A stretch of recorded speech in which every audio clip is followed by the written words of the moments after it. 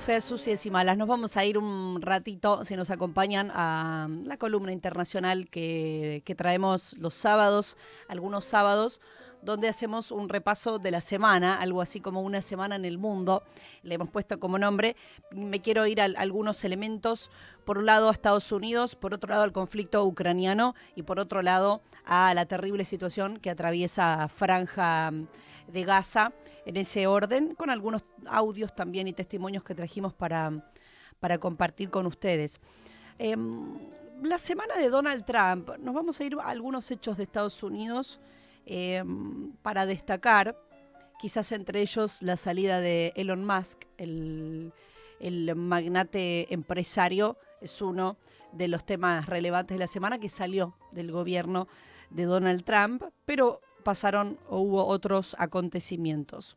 Por un lado, porque esta semana, en algún momento, el Tribunal de Comercio Internacional en Estados Unidos había determinado que Trump había excedido las facultades contempladas en la Ley de Poderes Económicos de Emergencia Internacional, se llama así, mediante la cual había impuesto los aranceles recíprocos a nivel mundial, por lo cual lo que se emitía en ese momento era que la orden justamente iba a ser anulada y que la aplicación de los aranceles quedaba suspendida temporalmente. De hecho, en algún momento el primer ministro canadiense lo celebró esta medida. ¿Por qué? Porque abarcaba, por un lado, tanto a los bienes que ingresaban a Estados Unidos desde México y desde Canadá, que no estaban incluidos dentro del TEMEC, dentro del Tratado de Libre Comercio que tienen, que eran estos bienes que tenían más altos gravámenes. Mark Carney, que es el primer ministro canadiense, lo celebraba incluso, como les decía. Y además esto incluía, esta medida, no solamente a esos productos, sino también a los productos o a los gravámenes de los productos chinos. Por ejemplo, un fallo que surgía luego de un recurso interpuesto por algunos estados, justamente de Estados Unidos. Pero, ¿qué pasó después? La Corte de Apelaciones de Estados Unidos restableció los aranceles de la administración Trump, por lo cual este tribunal federal le concedió al gobierno de Trump justamente suspender la orden emitida por el tribunal anterior que les estaba contando. Fue uno de los hechos de la semana que incluso tuvo impacto internacional, naturalmente, porque generó declaraciones y consecuencias. Veremos cómo sigue, pero habla un poco en términos de la política interna de la justicia y a nivel internacional. Me voy entre varios otros elementos que uno podría mencionar. Ustedes saben que hacemos, obviamente, un recorte, pero sí a la salida, en este caso de Elon Musk, del gobierno de Donald Trump, del gobierno del republicano. El empresario criticó duramente una legislación, la legislación de política interior de Donald Trump, diciendo que iba a aumentar el déficit nacional. Se quejó incluso ante funcionarios del gobierno. Esto trasciende en algunos medios de comunicación norteamericanos, lo retoma de hecho el New York Times, por ejemplo, que en realidad tuvo incluso críticas internas dentro del gobierno porque se le adjudicó a una empresa rival de las que posee Elon Musk un centro de datos de inteligencia en Oriente Medio. Eso como uno de los temas dentro de lo que se dice en el tras bambalinas, naturalmente. Pero lo cierto es que sí, públicamente, en este caso, Elon Musk, cuando emite su renuncia, que lo hace de manera pública en su red social X, publica un comentario. Lo que dijo allí en esta publicación es que le agradecía a Trump por la oportunidad de reducir el gasto superfluo y que la misión del Departamento de Eficiencia Gubernamental, del que está a cargo desde que inició en la administración republicana hasta ahora, es decir, si uno mira el lapso de tiempo, es poco tiempo realmente, dijo que la misión entonces del departamento se va a ir fortaleciendo con el tiempo a medida que se convierta en una forma de vida de todo el gobierno, pero dijo también que había mucha burocracia, por allí fueron entonces sus críticas, en el sentido de la discusión, justamente de esto que le decía, que es esta norma que también puso en discusión, en este caso, Elon Musk, que además dijo que le dediqué demasiado tiempo a la política.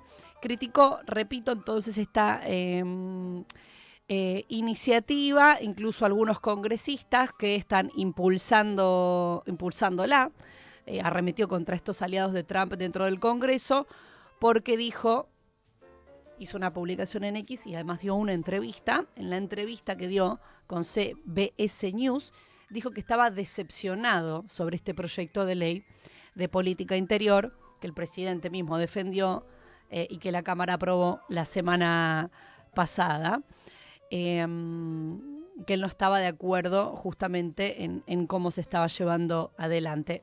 Donald Trump no hizo declaraciones públicas, al menos no lo mencionó directamente, pero el que sí lo mencionó directamente es otro funcionario del gobierno de Estados Unidos, que es el jefe adjunto del gabinete de política de la Casa Blanca, se llama Stephen Miller, que afirmó que este proyecto de ley que Elon Musk criticó, que este proyecto de ley iba a reducir el déficit, y señaló que estos equipos o estos recortes efectuados por el equipo de Elon Musk no estaban relacionados con el proyecto de ley de gastos, es decir, salió en una defensa, en este caso, de esa normativa.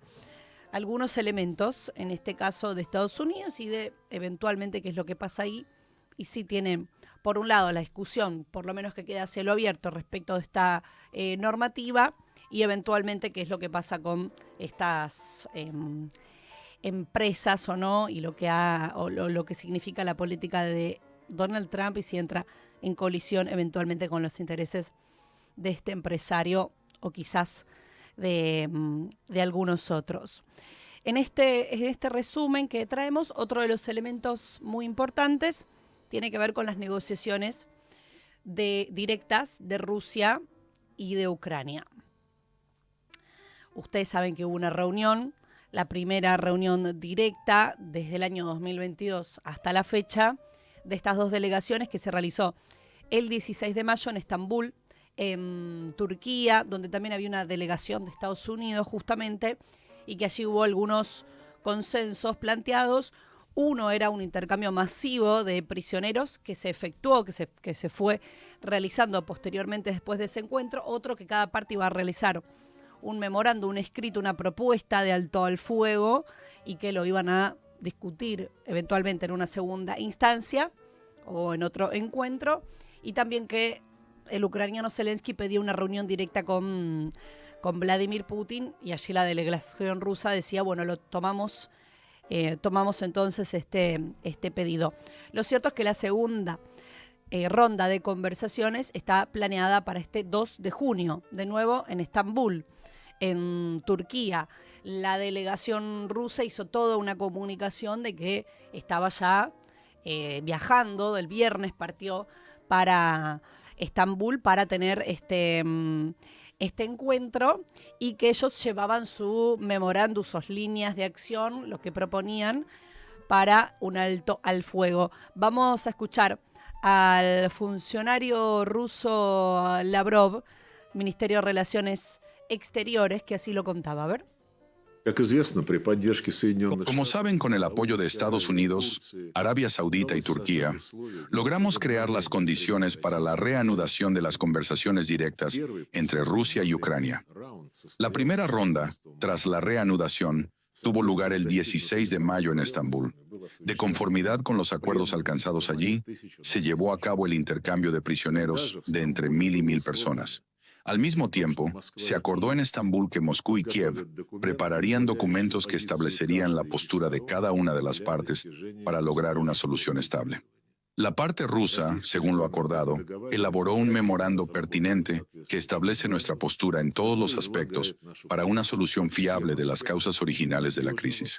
Nuestra delegación, encabezada por Vladimir Medinsky, está lista para presentar este memorando a la delegación de Ucrania y dar las explicaciones necesarias durante la segunda ronda de la reanudación de las conversaciones directas en Estambul, el próximo lunes 2 de junio. Quisiera expresar nuevamente mi agradecimiento a los socios turcos por brindar una sede turca hospitalaria, como confirmó ayer durante su visita a Moscú el ministro de Asuntos Exteriores de Turquía, Hakan Fidan. Esperamos que todos aquellos que sinceramente, y no solo con palabras, estén interesados en el éxito del proceso de paz, apoyen la celebración de una nueva ronda de conversaciones directas ruso-ucranianas en Estambul. Bien, allí lo escuchábamos a Sergei Lavrov, que es el ministro de Relaciones Exteriores, que hacía un poco el raconto de lo acontecido, que están preparándose para esta segunda reunión. Lo cierto es que los últimos días las imágenes que se vieron era de un canciller alemán, Friedrich Merz, que recibía al ucraniano Volodymyr Zelensky, que antes de recibirlo daba declaraciones en torno a los permisos que estos países de Occidente, que integran la Alianza del Tratado del Atlántico Norte, le daban permisos para uso a Kiev de armas de largo alcance y que iban a seguir eventualmente suministrando armas. Esto es Alemania, al quien recién mencioné, pero en la misma línea Francia, en la misma línea se mencionaba a Gran Bretaña también, e incluso Merz hizo mención a los Estados Unidos. Es decir, que estos países de la Unión Europea, con excepción del Reino Unido, que no es de la Unión Europea, pero sí que integran en este caso la Alianza del Tratado del Atlántico Norte, se mostró firme en el lado ucraniano, por lo cual hay que ver qué es naturalmente lo que sucede, pero esto es lo que estábamos escuchando, la posición de Rusia y la espera entonces a que esta segunda ronda de negociaciones se lleve adelante, mientras vemos que naturalmente hay sectores que claramente no les serviría, o al menos así parece ser, una finalización de ese conflicto pronto. Me voy ahora porque no quiero dejarlo de lado, es realmente en la agenda internacional un tema absolutamente insoslayable, y es Franja de Gaza. Sucedieron varias cosas en los últimos días. La semana pasada lo conversábamos porque Israel lanzó esta incursión del ejército de manera terrestre sobre la Franja de Gaza, y la situación que viene en una escalada desde el 7 de octubre del 2023, luego del ataque de Hamas. Digo escalada porque no podemos situar el inicio de ese conflicto allí, sino que previamente hubo una ocupación, como ustedes, quienes nos conocen y quienes siguen nuestra información, vienen siguiendo, una escalada, y desde esa incursión, que también se signa en un momento a inicios de marzo, cuando se da por tierra el alto al fuego temporario que existía, donde a partir de allí no ingresó más ayuda humanitaria, y ahora se da esta incursión, la situación se agrava de una manera catastrófica. En este sentido, hay distintas declaraciones en los ámbitos internacionales, incluso presiones, podríamos decir, en términos de financiamiento a algunos países europeos, unas Naciones Unidas donde hay distintas declaraciones muy dramáticas de lo que está aconteciendo, la situación sigue grave, y un Benjamín Netanyahu, el primer ministro israelí, que tiene en el medio este tipo de declaraciones. Vamos a escucharlo. Zoi milchemet hatov bara. Reshit, milchama nechusha. Esta es una guerra del bien contra el mal, el campo de batalla. Estamos en contra de los monstruos. Hace 20 meses los derrotaremos. Esto es la forma en la que habla. No se quedarán, los eliminaremos, dice.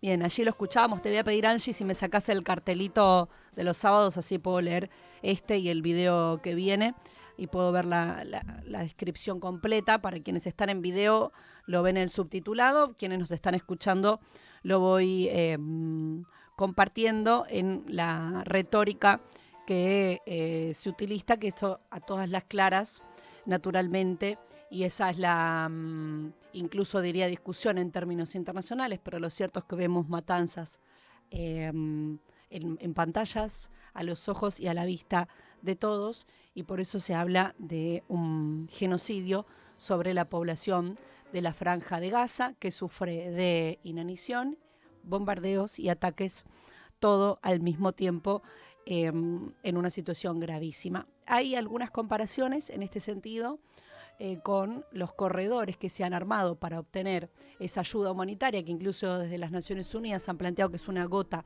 en un océano, porque es ínfimo, y se han armado unos corredores, en este caso, y las imágenes de esos son tan dramáticas que se comparan con campos de concentración, justamente de la Alemania nazi. Vamos a ponerlo en imagen a eso, para que quienes están en YouTube lo vean.